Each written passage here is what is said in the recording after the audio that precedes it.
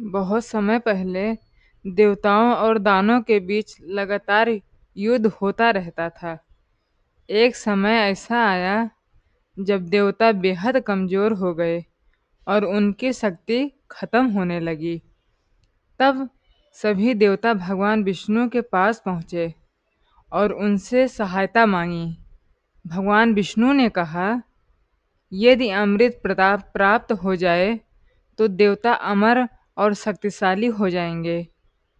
अमृत केवल क्षीर सागर के मंथन से निकलेगा। देवता और दानव दोनों ने मिलकर समुद्र मंथन करने का निश्चय किया। मंदरांचल पर्वत को मथानी बनाया गया।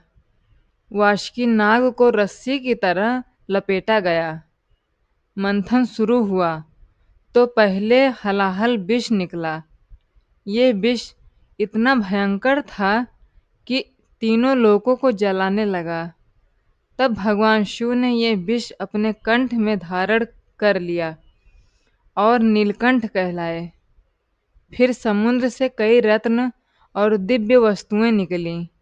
कामधेनु गाय, ऐरावत हाथी, लक्ष्मी जी, अप्सराएं आदि। अंत में धनोत्री देवता अमृत कलश लेकर प्रकट हुए। दानव ने अमृत छीन लिया। तब भगवान विष्णु ने मोहिनी रूप धारण कर लिया और अपने सौंदर्य से दानों को मोहित कर अमृत देवताओं को पिला दिया। अमृत पीकर देवता अमर हो गए और दानव पराजित हो गए। इस प्रकार विष्णु भगवान ने देवताओं की रक्षा की और संसार की रक्षा की।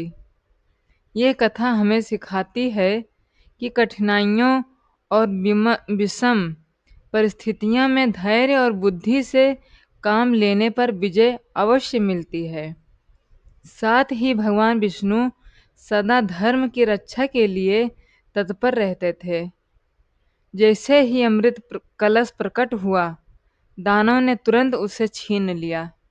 देवता असहाय होकर भगवान विष्णु की शरण में गए। भगवान विष्णु ने मुस्कुराकर कहा, चिंता मत करो, मैं उपाय करता हूँ। फिर उन्होंने मोहिनी रूप धारण किया। मोहिनी को सौंदर्य देखकर दानव मंत्र मुग्ध हो गए। वे बोले, हे सुंदरी, तुम ही अमृत को बंटवारा करो। हम सब तुम्हारे निर्णय पर सहमत हैं। मोहिनी ने अमृत कलश हाथ में लिया और देवताओं की ओर झुककर बोली, धैर्य रखो, सबको मिलेगा। फिर उन्होंने चालाकी से अमृत देवताओं को पिलाना शुरू कर दिया। दानव बस मोहिनी के रूप में खोए रहे और कुछ समझ ही नहीं पाए। लेकिन दानों में से एक सर्वभानु चतुर था। वो देवता का वेश धारण कर चुपके से अमृत पीने बैठ गया। जैसे ही उसने अमृत का घूंट पिया, भगवान सूर्य और चंद्रमा ने उसे पहचान लिया और मोहिनी विष्णु को बता दिया। तुरंत भगवान विष्णु ने अपने सुदर्शन चक्र से स्वरभानु का सिर धड़ से अलग कर दिया। उसका सिर अमर होकर राहु कहलाया। उसका धड़ केतु के नाम से जाना गया। आज भी राहु और केतु सूर्य चंद्रमा से बैर रखते हैं और समय समय पर ग्रहण लगाते हैं। जब दानों को सत्य का ज्ञान हुआ, तब तक देवता अमृत पीकर अमर हो चुके थे। भीषण युद्ध हुआ और अंत में देवताओं ने विजय प्राप्त की। यह कथा हमें बताती है कि छल और मोह से सत्य पराजित नहीं हो सकता। भगवान विष्णु अपने भक्तों और धर्म की रक्षा के लिए हर संभव उपाय करते हैं।